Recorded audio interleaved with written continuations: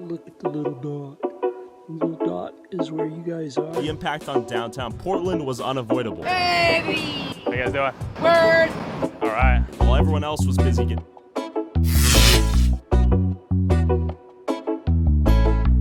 Were a lot... I worked at a homeless shelter and came out as a sheet.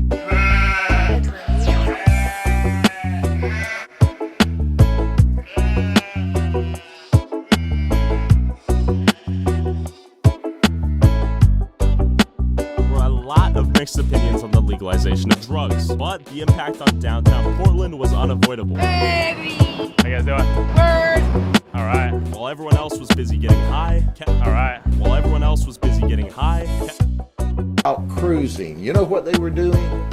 They were smoking marijuana.